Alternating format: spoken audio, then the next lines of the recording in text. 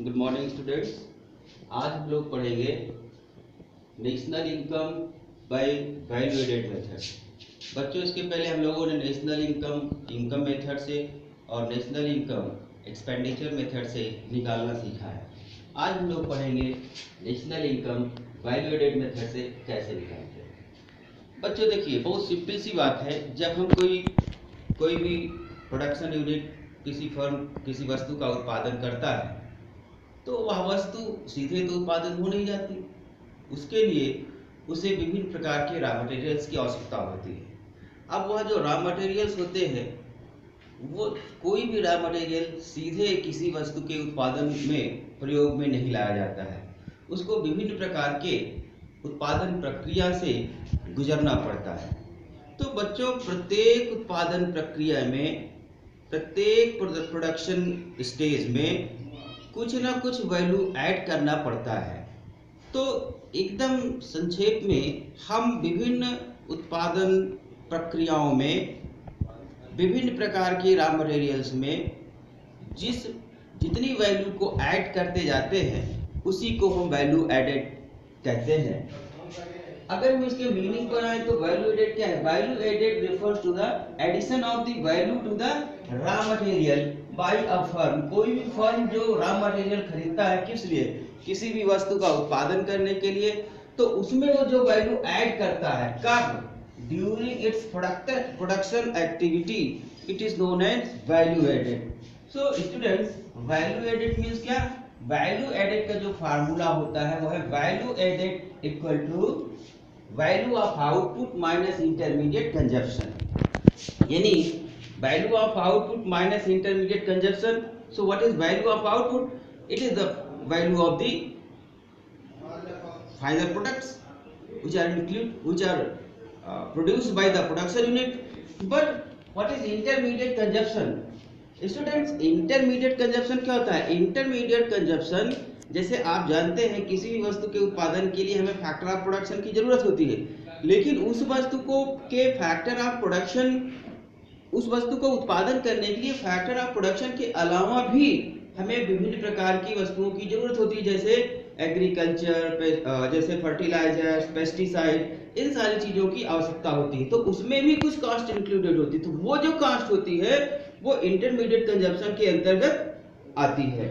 यानी मान लीजिए, इसको मैं एक एग्जांपल के तौर पे ले लें कि अगर हमने वैल्यू एडेड निकालना है और हमने देखा कि जो हमारा वैल्यू एडेड है, अगर हम वैल्यू एडेड निकाल रहे हैं और वैल्यू एडेड मान लीजिए हमने जो फाइनल प्रोडक्ट तैयार किया वो 1000 का था और इंटरमीडिएट कंजप्शन हमारा 700 है, तो हमारा जो वैल्यू एडेड होगा वो 300 रुपीज, 300 ही हमारा वैल्यू एडेड होगा। यानी हमने पूरी प्रक्रिया के अंतर्गत उसमें जो वैल्यू ऐड किया वो कितने का किया?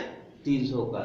इसे आप यूं समझ लीजिए, जैसे मान लीजिए हम एक एग्जांपल लेते हैं, उस एग्जांपल के दृष्टिकोण से की मदद से हम पूरा वैल्यू एडेड का कॉन्सेप्ट समझने का प्रयास करेंगे।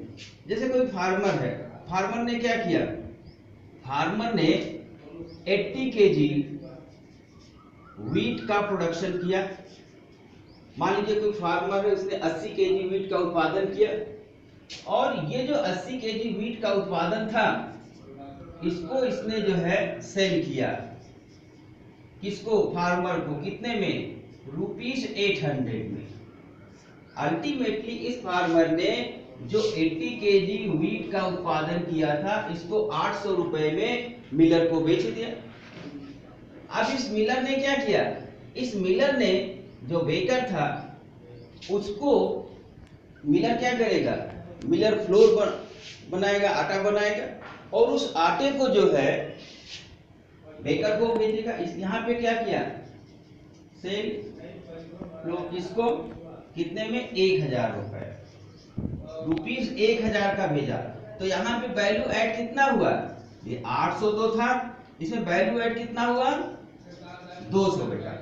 अब ये जो 200 रुपए वैल्यू ऐड हुआ, अब ये बेकर ने क्या बनाया? इससे ब्रेड बनाया और ये जो ब्रेड बनाया इसे कंज्यूमर को भेज दिया। कितने में? 1500। अब यहाँ पे वैल्यू ऐड कितनी हुई? देखिए, पहले 800 का जो 80 केजी यूनिट का उत्पादन किया फार्मर ने, उसने मिलर को 800 का बेच दिया, मिलर ने उससे आटा बनाया और आटे को 1000 रुपए का बेचा, तो वैल्यू एड कितनी हुई 200। फाइनली इसने कितने का बेच दिया 1500 का। अब 1500 का बेचा तो यहाँ पे इसने एग्जाम कितना वैल्यू एड किया 500 रुपए वैल्यू एड हुआ। अब अगर आप देखें तो टोटल वैल्यू एड कितना हुआ 800 प्लस 200 यानी 8 2 10 प्लस 500 1500, तो टोटल 1500 यहाँ पे आया। तो बेटा यही होता है वैल्यू एड।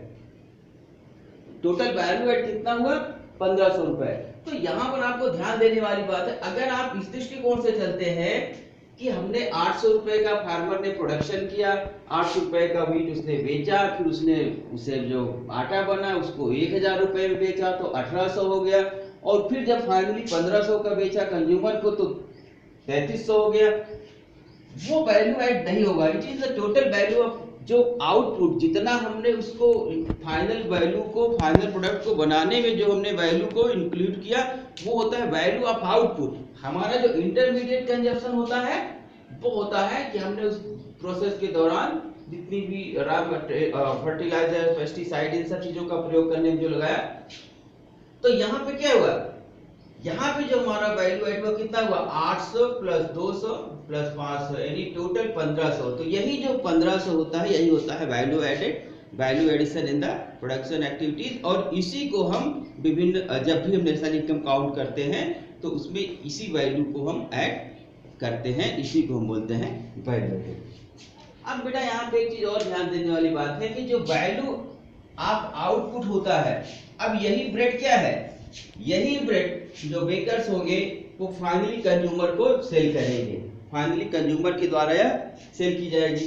अब जब फाइनली कंज्यूमर के द्वारा सेल की जाएगी तो कंज्यूमर को कितने में सेल की गई 1500 की। जब 1500 की सेल, हमने 1500 रुपए का ब्रेड तैयार किया और 1500 रुपए का ब्रेड जो हमने तैयार किया वो हमने पूरा का पूरा बेच दिया, तो वैल्यू ऑफ आउटपुट कितना हुआ 1500। यानी जो वैल्यू ऑफ आउटपुट होता है वो किसके इक्वल होता है, सेल्स के। हम सेल्स क्या करेंगे, जो हमने फाइनल गुड्स तैयार किया, फाइनल गुड्स क्या था ब्रेड, ब्रेड हमने 1500 का बेचा तो हमारा वैल्यू ऑफ आउटपुट कितना हो गया 1500 रुपए। लेकिन यहाँ पे आपको एक चीज ध्यान देने की आवश्यकता है कि कभी कभी क्या होता है, जो हमारा आउटपुट है, जो फाइनली आउटपुट प्रिपेयर करते हैं, कोई जरूरी नहीं कि एक ही अकाउंटिंग ईयर में बिक जाए। यहाँ पे जब हम सेल्स की बात करते हैं तो आप ध्यान दीजिएगा, सेल्स का मतलब होता है sales during an accounting year. जो हमने एक अकाउंटिंग ईयर बनाया हुआ है उसके अंदर जो सेल्स होता है वो पूरा का पूरा बिक जाए, तभी हमारा जो वैल्यू ऑफ आउटपुट है वो इक्वल होगा सेल्स के। लेकिन अगर कभी कभी ऐसा होता है कि एक ही अकाउंटिंग ईयर में पूरा का पूरा जो फाइनल गुड्स होता है वो प्रिपेयर नहीं हो पाता है, तो ऐसी स्थिति में क्या होता है, ऐसी स्थिति में जो वैल्यू ऑफ आउटपुट होता है ये इक्वल होता है sales plus change in stock या चेंज इन सेल्स भी हम कह सकते हैं। और ये क्या होता है, sales plus closing stock minus opening stock. तो ये भी हमें ध्यान देना है कि अगर एक ही अकाउंटिंग ईयर में सेल नहीं हो जाता है तो वह जो हमारा वैल्यू ऑफ आउटपुट होगा it will be equal to sales plus change in sales in change in stock यानी sales plus closing stock minus opening stock. Okay, दो चीजें हैं जो बड़ी महत्वपूर्ण है, आपको ध्यान देना होगा जब भी हम अपनी प्रॉब्लम्स पे जाएंगे, इसके कॉन्सेप्ट पे जाएंगे। अगर इंटरमीडिएट कंजप्शन दिया गया है, इसके प्रैक्टिकल प्रॉब्लम्स करेंगे तो इंटरमीडिएट कंजप्शन भी दिया जाता है और इंपोर्ट भी दे दिया जाता है। तो अगर बच्चों ये ध्यान देना, अगर इंटरमीडिएट कंजप्शन दिया गया है तो ऐसी स्थिति में आपको इंटरमीडिएट कंजप्शन दिया गया है तो आपको इंपोर्ट इंक्लूडेड नहीं करना है।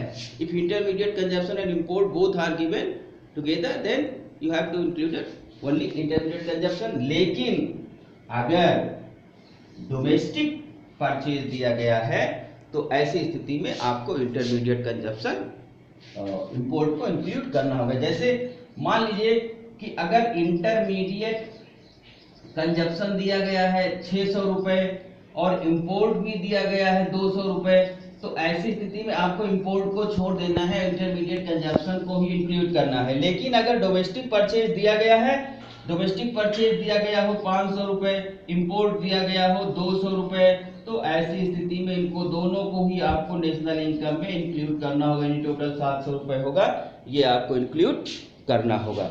तो बच्चों ये पूरा इसका कॉन्सेप्ट था, और इसके साथ साथ इसके लिए प्रिकॉशंस देखेंगे। प्रिकॉशंस की पिछले दो जो हमारे मेथड थे वैसे ही हैं। इंटरमीडिएट गुड्स जो है ये इंक्लूड नहीं किया जाता है, आप याद रखिएगा। Only final goods are included. जो हमारा सेकेंड हैंड गुड्स होते हैं, सेकेंड हैंड गुड्स को हम इंक्लूड नहीं करते, हाँ, लेकिन उस पर कमीशन जो होता है वो इंक्लूड किया जाता है। प्रोडक्शन जो हम अपने सेल्फ कंजप्शन के लिए जिन सर्विसेज का प्रयोग करते हैं वो इंक्लूड नहीं किया जाता है, लेकिन जो हम अपने सेल्फ कंजप्शन के लिए वस्तुओं का प्रयोग करते हैं उसको हम इंक्लूडेड करते हैं। फाइनली क्या है, इंप्यूटेड वैल्यू जो ओनर होता है वो अपने सेल्फ कंजप्शन के लिए प्रयोग में लाता है, उसको हम नेशनल इनकम काउंट करते समय इंक्लूड करते हैं। तो बच्चों आज का वीडियो था जिसके माध्यम से हम लोगों ने इकोनॉमिक्स 12 के अंतर्गत वैल्यू एडेड मेथड को समझने का प्रयास किया है। सो गाइस, अगर आपको कोई दिक्कत होती है तो आप नीचे कमेंट बॉक्स में जा करके अपनी क्वेरी को पूछ सकते हो। Okay, thank you.